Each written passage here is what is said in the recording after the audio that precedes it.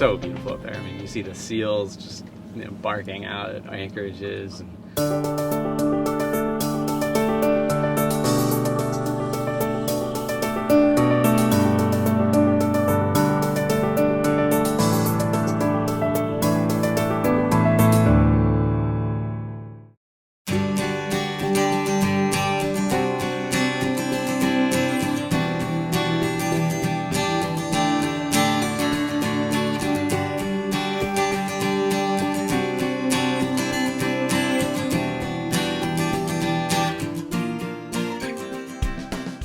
What's the most difficult sailing situation you've encountered so far in this boat on your own? Okay, so let's see. I should remember this pretty well because I wrote a blog post about it recently. So I was sailing out of Fort Pierce, I believe, going up to St. Augustine, and I had just installed my auto helm, so it was, I literally installed it the night before going out, and it worked. It was brilliant. I was super impressed, but I figured I'd go straight out into the Gulf Stream.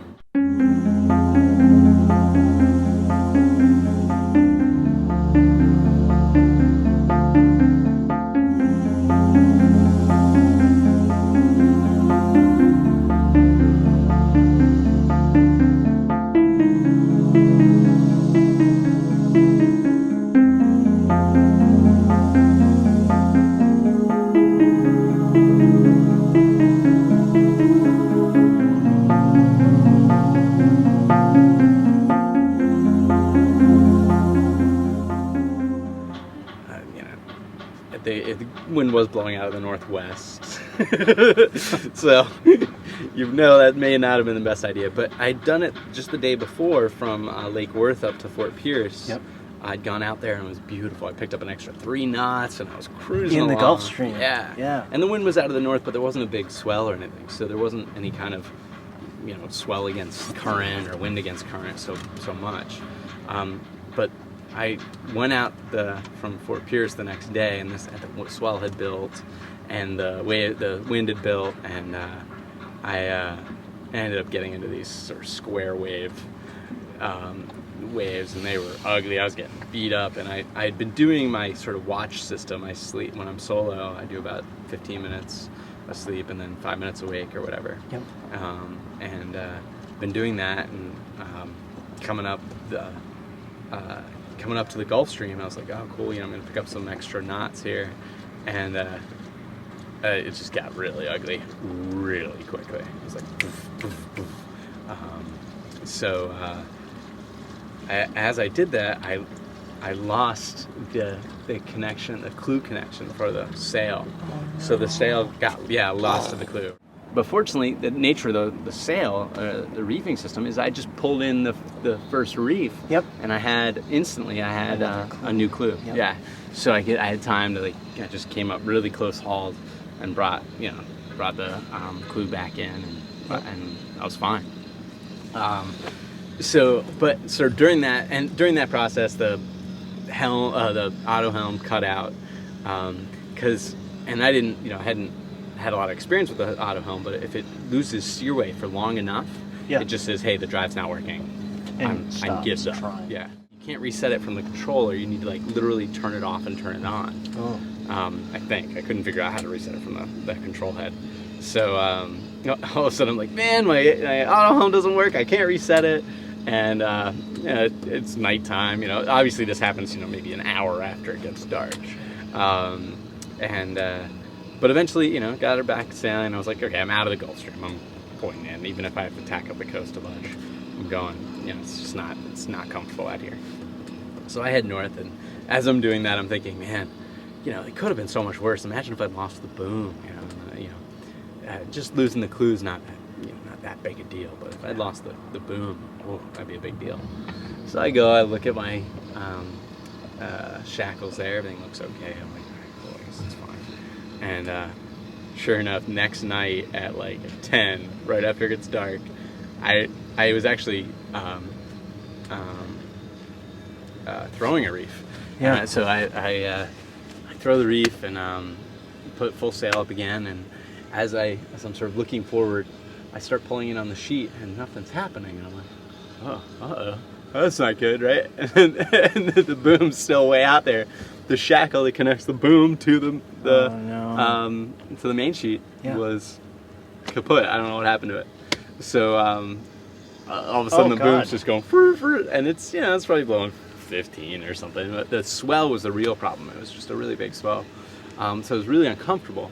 And trying to get that boom back while the boat's rocking like that was really tough. So I'm playing like some child's game, throwing like my docking lines over it as it flies by, trying to like put it through the wishbone.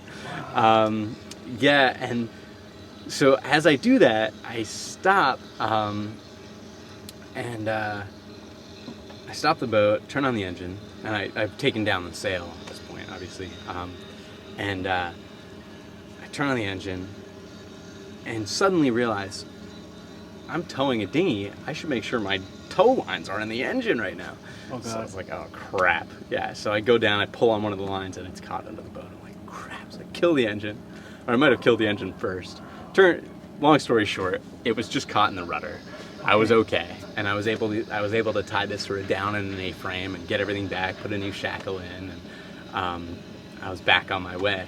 But yeah, the idea that I could have lost my engine, was losing my sail was probably the scariest, second scariest thing. Next scariest thing was the end of this passage. Yeah. But I guess one of the other things that worried me was when I'd finally gotten out into the Gulf Stream and the auto helm quit. I was like, I'm 10 hours from shore. I'm gonna have to hand steer all the way, unless I find some way to heave to. But it's a little difficult to heave to with this boat. There's a sort of a way you can get it to. It has a very heavy weather helm, so if you stay slightly off the wind, it'll sort of tilt up and then it'll come off and tilt up and come off. But it's not as effective as sort of heaving to with a standard rig. At any rate, I finally get up, and I'm at this point running really late for getting into St. Augustine Inlet, and I ended up doing St. Augustine in the dark, and that was not fun at all. I think my spotlight died. Like and St. Augustine Inlet's a pretty gnarly inlet as it is, really shoaly, and there's no lighted buoys. Although I thought there were, turned out it was a dredger was there. And I saw this light, I come up to it, and all of a sudden I realized that it's just a dredger that's like 100 feet long and 2 feet off the water. Jesus. Can't even see it, I'm just but I made it in, and it's just like, that was in terms of scariest. I was like, man, I don't want to have to just sail 8 hours out to sea or 4 hours out to sea and come back. You didn't want to stay out there. Yeah, I was not feeling it. Not all night. No. Yeah, if worst case, that was the plan. Like if I get in here and it gets really shallow, or get close to something that looks like it's going to shoal, but I was able to sort of feel my way in, and I did make it in. But did you drop anchor? Or grab a ball? Or? What did I do? I think I tied up to a T-dock. I was going to grab a mooring ball, but my spotlight was busted, and I couldn't. I knew I wouldn't be able to find my way in. I thought about anchoring. I don't remember why I didn't. But I ended up just pulling up to the marina and spending the night. Right, and I needed a shower. Like there were certain things that just felt really good to be ashore for. So I did tie up. Well, you must have been wiped out and exhausted by the time you made the dock. I was pretty tired. Yeah. And just like emotionally exhausted for sure. But I also felt it was my first sort of solo offshore passage with the auto helm and doing sort of a structured watch system. It felt really good. It was only like 66 hours, but it felt like I'd really accomplished something and been through some near misses and able to sort of deal with them. The boat held its own. It was nothing that was wrong with the boat necessarily. It was just little things, and planning in terms of knowing about towing the dinghy and stuff. But you were towing the dinghy offshore? Yep. Wow. I don't have a place to put it on deck. Oh, you don't? So you always tow it? I always tow it. Wow. Yeah. I know. I'd rather not. Yeah. But it's the only option. Yeah, I can't really tack with it. It's a little too big. I thought Yeah. it'd be smaller when I built it. But I also had this idea of cutting it in half Yep. at long ways and then Yep. nesting it somehow and putting it under the sail. But there's not a lot of room there. The sail comes down pretty close to the deck. So you've had your boat for a little over a year. You've done quite a bit of sailing and cruising, living aboard, and seeing a bunch of new places. You got the boat in Myrtle Beach. Myrtle Beach, South Florida. Carolina. South Carolina. Oh, Myrtle Beach, South Yeah, Carolina. and went down to Charleston, spent a month in Charleston, downtown, awesome little dock. If I go to marinas, I try to get the monthly rate. Yep, Because, you know, sure. just can't justify spending a night at a marina. Sure, yeah. So I spent, for like $450, I was in downtown Charleston. You can't rent an apartment, you can't rent a single bedroom in that area. Yep. And I was right next to all the cool stuff, and it was really fun. And then I did I sailed down to Savannah, but then I did another month and a half in St. Augustine on the way down, and then just north of Miami I spent about a month, and then finally made it down to to Marathon in the Keys and spent about 3 months there.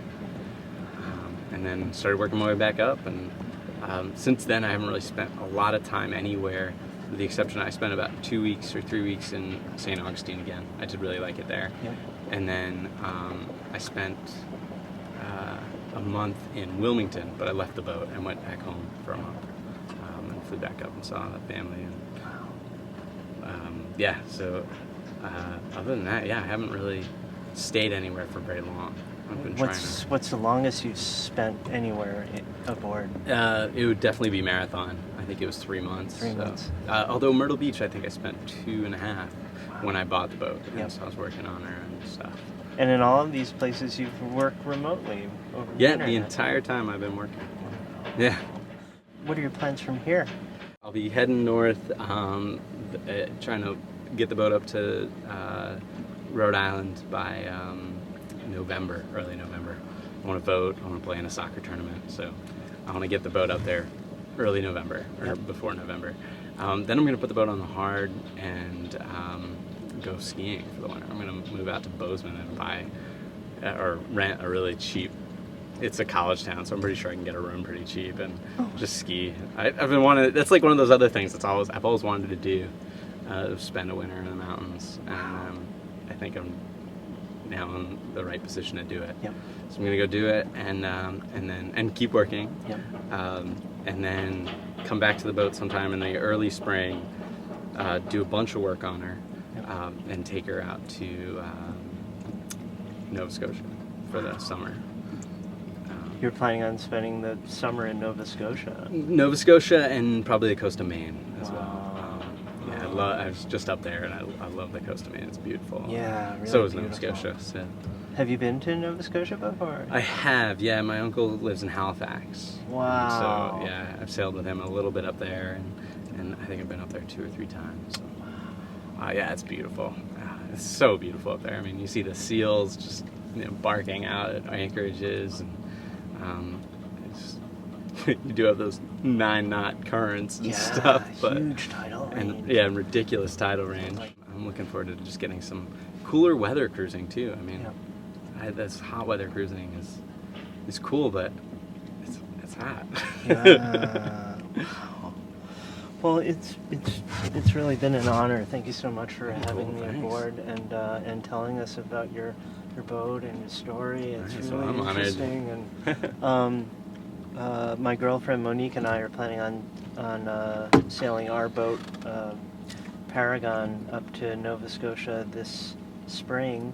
Really? You're going to be in Nova Scotia this spring? Absolutely, yeah. I'm looking Perfect. forward to Lunenburg and Halifax. Oh, and yeah. So maybe we'll see you up there. Oh, I'm sure we will. We'll stay in touch. We definitely will. That'd be awesome. Yeah, Cool! cruise together for a bit. Yeah. Thank you so Hey, much. man. Yeah, of course. Awesome. Thank you.